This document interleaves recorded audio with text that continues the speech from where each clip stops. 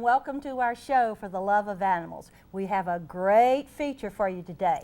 This is Miss Angie, and I'm Darlene Pickford. And Greg Bauer, and this is, of course, one of our regular Mr. Wicket. Mr. Wicket. Mr. Excitement, he'll sleep through most everything. But anyway, you said we had something exciting going on today. What's happening? Well, first, Greg, why don't you tell us about the upcoming shows? Okay, well, I was just so hot to get to the topic. I know you were, I know.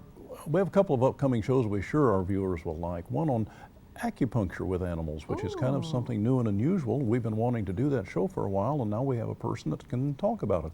And then we'll be doing our annual Christmas show coming up before too long. So with those, stay tuned in for the future on those. Now, what do we have for today, Darlene? Well, we're going to take an unusual approach for the love of animals through the Episcopal Church. Okay. So would you introduce our guest for today? I'll be happy to. We have with us today, from her time out from her busy schedule, the Reverend Megan Holland, who is the assistant rector here at Grace Episcopal Church in Paducah. And Megan, thank you so much for sharing time with us today, and we're real anxious to hear about what the church is doing. Thank you for having me. Yeah, we're so glad you're here.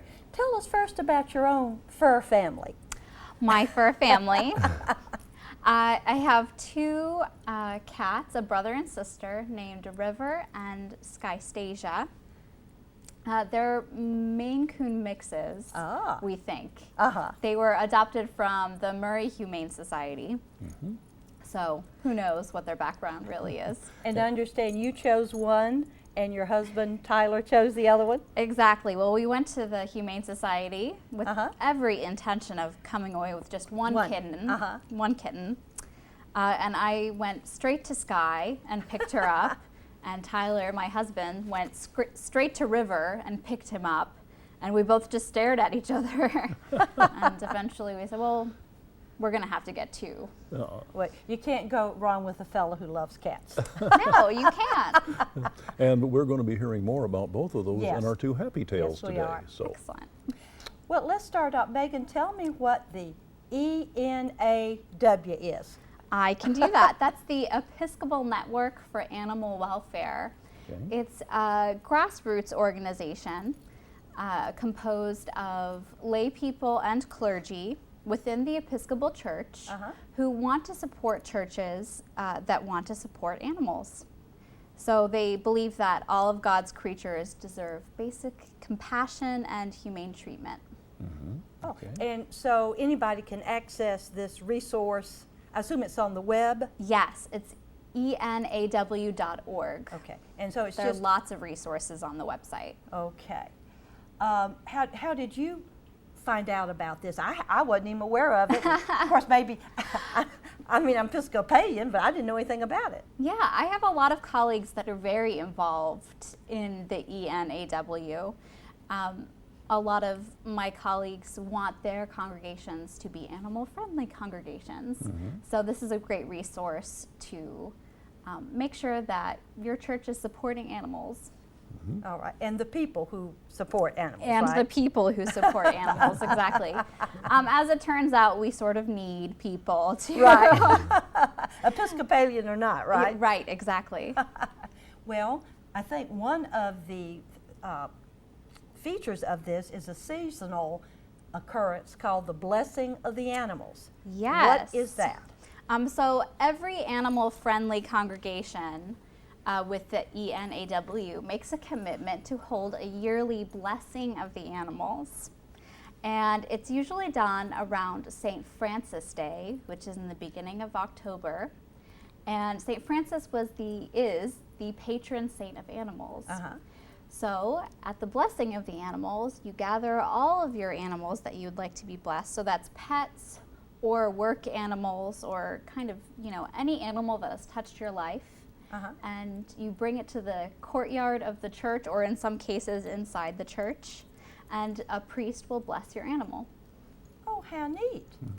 I think Wicket has been blessed, what, Greg? 3 or 4 times, right? Well, he probably could use several more, too, sometimes. River and Sky have been blessed several times, too. And the service, this blessing of the animals, isn't just for Episcopalians, is it? No, it's for anybody who would like to recognize the blessing that their animals have brought to their lives. So all are welcome. We usually have a animal-friendly reception afterwards with cat and dog treats. Oh, neat. Mm-hmm. Well, looking at ENAW for a second, what kinds of activities does ENAW sponsor that our folks might want to hear about? Right, there aren't really activities. It's more of a resource place. So if you are looking for, say, a local animal shelter, ENAW can point you in the right direction so your church can sponsor something like that or support an organization like that. Okay. Well, how old is the organization? Oh, Greg, that I can't tell you. Okay. Well, in other words, it's been around for a little while. It's been around for a little while. I wish I had that information, actually, but I don't. It's fairly new, actually. I think it was maybe 2004. Okay. Okay. Don't hold me to that. Okay.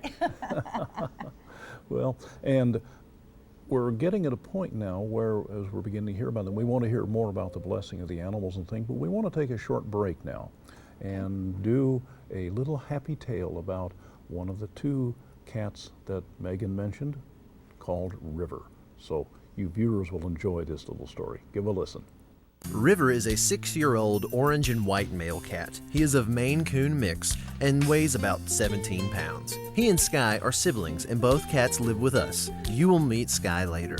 River is the most social cat I have ever met. He loves to be the center of attention and will headbutt you unless he gets that attention, even in a large group of strangers. He also loves to hunt and catch bugs that get into the house. Moths are his favorite toy. He's not very graceful and he doesn't have great balance, but he makes up for that with lots of charisma. If you start to pet him, he will flop over dramatically so you can rub his belly. This particular move we have named the River Cat Flop. Sometimes you don't even have to pet him for him to flop. Sometimes you can just look like you might pet him and down he goes. He's pretty irresistible.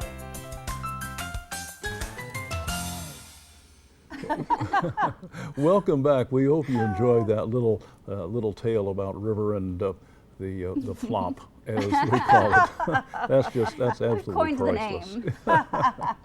Well, our guest this afternoon is the Reverend Megan Holland from Grace Episcopal Church here in Paducah. She's the assistant rector there, and we touched briefly on just a moment ago in the first segment about the blessing of the animals.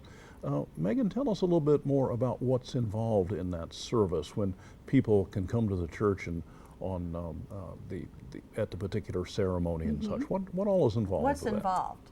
It's actually a very brief service. As you can imagine, some of our animals might get a little impatient if it was a very long service. But usually we say a prayer that St. Francis actually wrote or was said to have written. And then a priest, or two priests in our case, will go around to each animal and have the owner name the animal. So then we'll put our hands on the animal and bless them and recognize the blessing that they bring to their home and bless them in the name of the Father, Son, and Holy Spirit. Okay, so it sounds like this is in your church or our church done outside, right? Right. In So- our church it is done outside, but there are churches that hold their animal blessings inside the church. Oh, really? Yes, actually the church that I worked at prior to Grace Church Paducah, we had our animal blessing inside, and some of the members brought their horses to Oh, be you're blessed. joking. Really? Yes. How did they do that? We thought it might not be wise to bring the horses Yes. completely inside. So we opened up our back doors and we brought their front halves inside Oh, how to be neat. blessed so they could be part of the service. Well, It was lovely, just being surrounded by God's creatures. Wow. I think many of our viewers may well have seen the tape or film a few years ago of one of the Maine Episcopal churches in New York City actually had an elephant come down and be blessed Yeah, but in the church. yes. And the procession was led by a gentleman who had an eagle. And this was inside the cathedral. Yes, we are Yeah. very serious about our animal blessings. Oh, Yeah, it's a lovely service. But locally, it's very simple, and everyone is invited. Absolutely. And you have, usually our animals are, like if I took a cat, it would be in its cage. We do ask that your pets be in carriers or on leashes for their protection. Right. And if the cat got scared, you don't have to take the cat out of the carrier. No, and in fact, many people just bring pictures of their really? animals That's a good to idea. be blessed from afar, because not all animals like to travel and be outside. And then, of course, some people bring pictures of their work animals. This past year, we blessed a flock of sheep through a picture. Yes, so it was very fun. I also understand if you have lost an animal, the animal's picture is welcome at the blessing of the animals. Yes, at the blessing of the animals, we also have a brief prayer for animals that have died in that past year, and we recognize how important and special they were in our lives. Oh, that sounds real neat. It is nice. Now, this particular service is usually held in the fall of the year, isn't it? Right, it's usually at the beginning of October.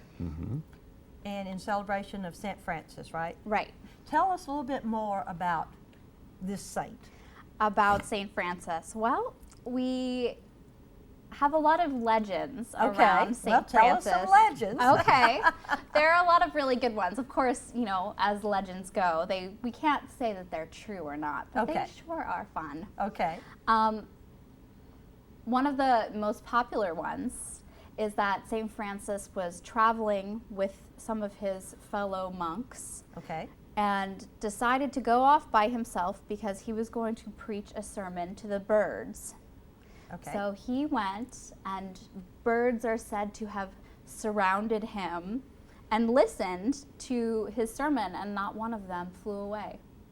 Okay. All right. That's a good one. His sister birds. My favorite is a legend of St. Francis and a wolf. Okay. There was said to be a wolf terrorizing a town in Italy, and the wolf was eating people as well as the animals in the village. Well, they asked St. Francis to take care of this wolf, so St. Francis went, found the wolf, and just talked to him and commanded him to no longer eat people. And the townspeople had to agree to feed the wolf so the wolf wouldn't eat people. Okay. But so St. Francis was the broker of peace between this wolf and the village. And to the townspeople, the wolf was a great friend after that. Now, Yeah, that's one of my friends. that's a great story. Now, I understand St. Francis was an actual person. And Yes. he's dated in what century? Oh, Is he 12th thought- century. I think it was. Well, 13th century, 1200s. Right. You're right. 1200s Right along in there, and yeah. something. Yes, and he lived in Assisi And in he- Italy. He came from a very rich family to start with, right? Yes, and he gave up the riches of his family in order to serve God. Wow. Do you remember the tale about the mice? I actually hadn't heard the tale about the mice, so you should share that one. I like Well, that I legend. told it to you. Why don't you tell it back? Would you like me? You tell it. You tell it. Okay. St. Francis was in jail. I don't know why, but the devil sent 100 mice to irritate him, to eat his food and nibble on his toes and his ears. But God sent Felix the cat and surprised all the mice and exterminated all but 2 of them. So they could keep. so St. Francis would not be in torment from the mice. Oh, I like that one. Yes, I do too. Another one about St. Francis was that when his donkey, who had carried him all over Italy, when his donkey died, St. Francis wept and prayed for him on the donkey's deathbed. So obviously he has even if not all of these legends are true, we know that he had a great heart and love for creation. And one of the things we're going to talk about a little bit later is when you lose a pet or an animal, it's a very deep emotional strain. on people, and you just alluded to that, and we'll talk a little bit about that a little bit later, but it's something that I know many of our viewers have experienced, and it's an unfortunate thing, but it's something that happens. You know, they're like members of the family. They really are. And so. today, don't we know, or don't we attribute to St. Francis not only the love of animal and nature, but ecology, taking care of this planet? Is it Being stewards of creation. being good stewards of creation? So, Absolutely. so this gentleman has sent us by his example, a tradition, legends, and facts maybe all mixed together. But he was truly a lover of God's creation, Absolutely. including its animals too. Absolutely. Okay, we want to take Ready? a break now for a short, another happy tale. Happy And tale. this one is about Skytasia. Skystasia. Cat. Excuse me. It's a complicated cat name. Anastasia. You can call her Sky.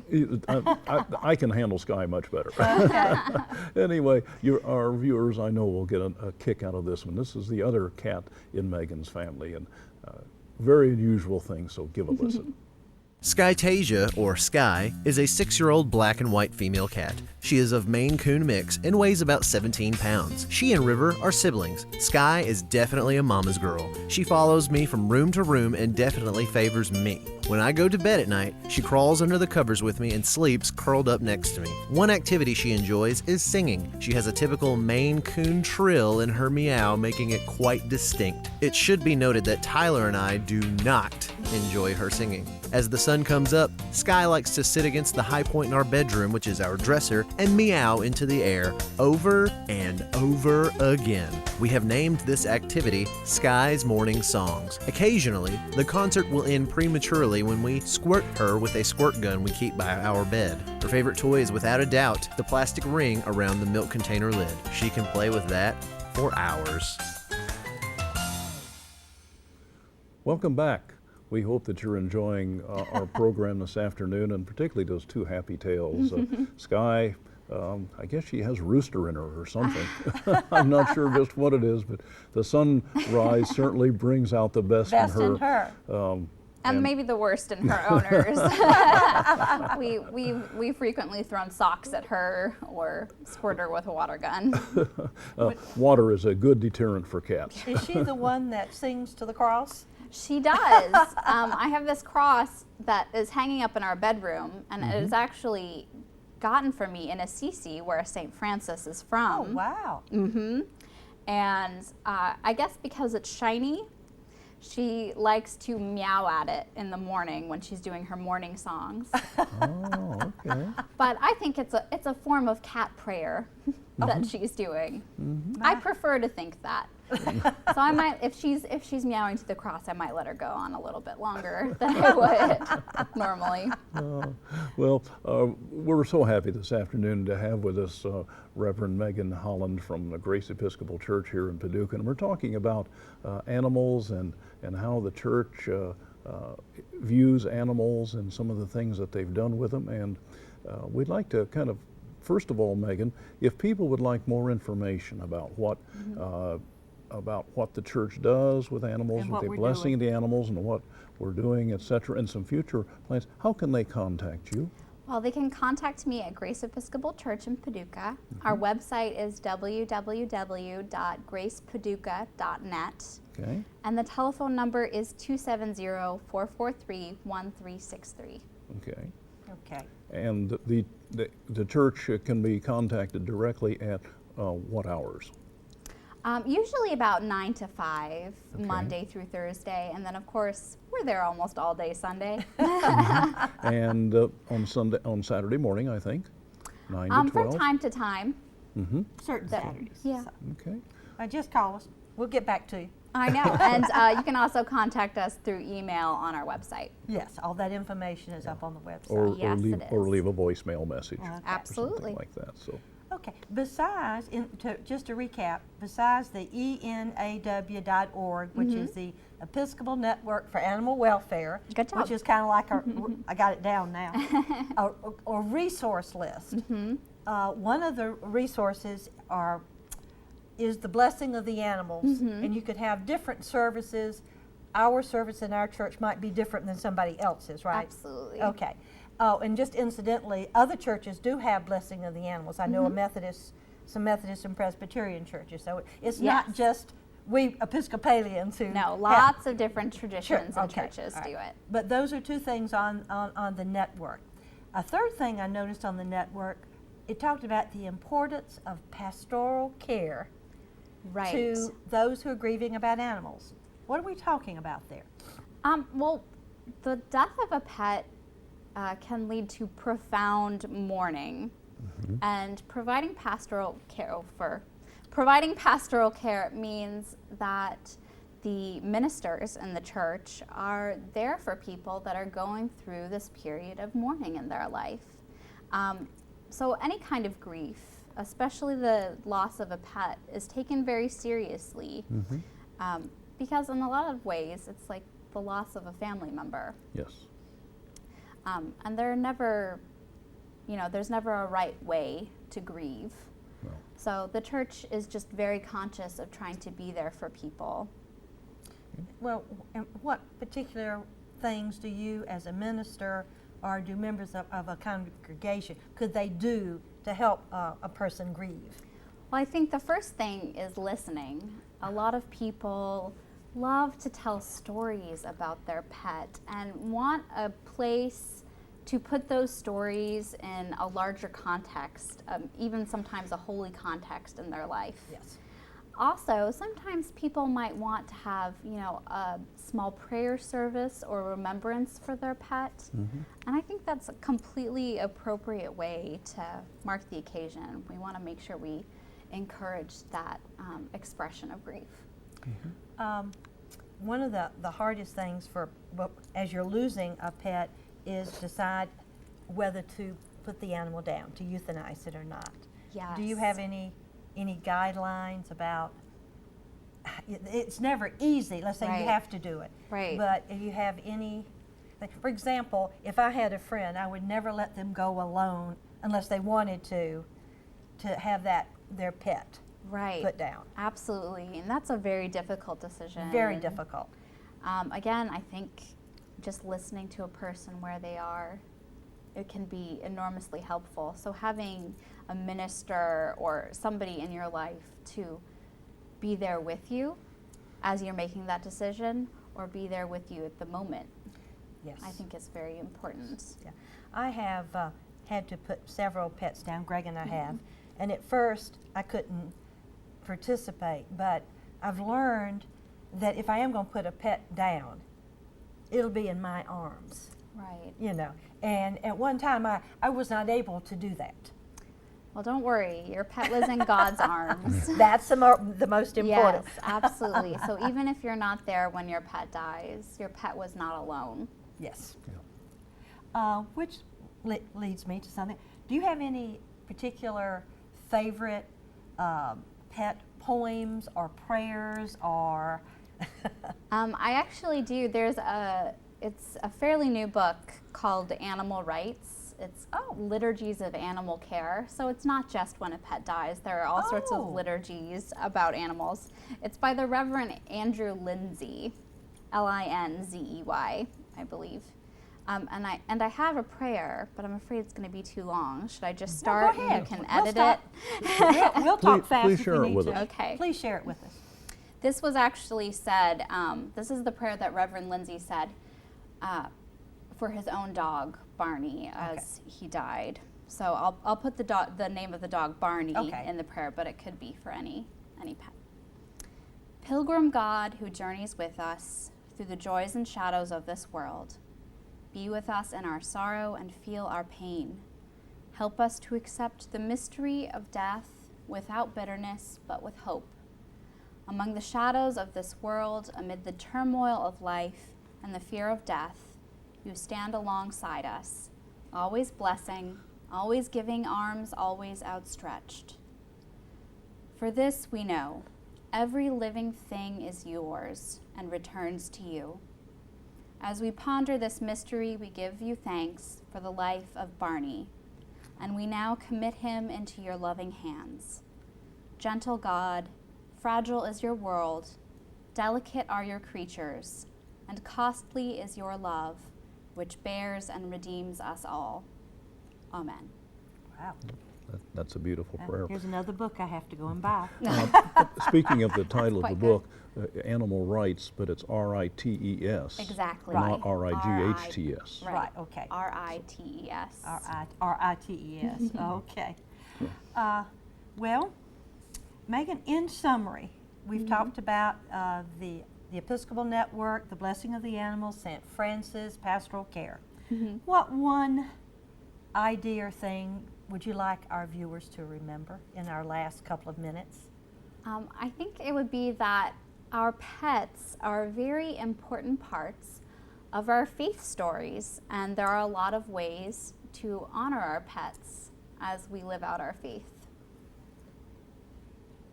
Yeah, that could. Can't say it any better than no, that, right? I don't think so at that Yeah. point. And so, One thing we can add is that if you want to honor a deceased pet, instead of doing a happy tale, we here on the show do a forget-me-not, Yes. which is a story that tells about the life of the animal. And the only thing we ask is that the person who had owned the animal is to make a donation of any kind, either in their time or money, to some pet organization. Oh, And that's we wonderful. just attribute the person and the animal and the source, so And it can never be- the amount. it can be to any organization that you so desire. so. Exactly, any animal rescue. Well, Miss Angie, did you hear that? Did you hear all of that? Well, You have been very good. She's been sleepy. Yes, you have. Yes, very Well- good and sleepy. unfortunately, we're running out of time, I and know. there's so much more that we could cover with this topic, and we'll just have to Absolutely. leave that for another time. Yes. So, but Megan, we want to thank you so much this afternoon for Thank joining you. us and giving of your time and for your insights into how the Episcopal Church, anyway, views animals, and I think as all human beings, because it's not done just in the Episcopal Church, but in other churches as Absolutely. well. But you've given us a lot Absolutely. of good insight and information, so we'd like to thank you again for Yes. joining us today. So, Thank you so very much. We're so glad you came. I'm Well- glad to be here. Darlene? Oh, time flies when you're having Yes, fun, doesn't I it, know Greg? It sure does. And so we're ready, Yes. unfortunately, to shut down again, but we'll be back with other shows. So, and in closing, I'm Greg Bauer, I'm Darlene Pickford. and we want to remind our viewers what we tell you every time. Give your pet a little extra love today and every day. See you next time. Bye.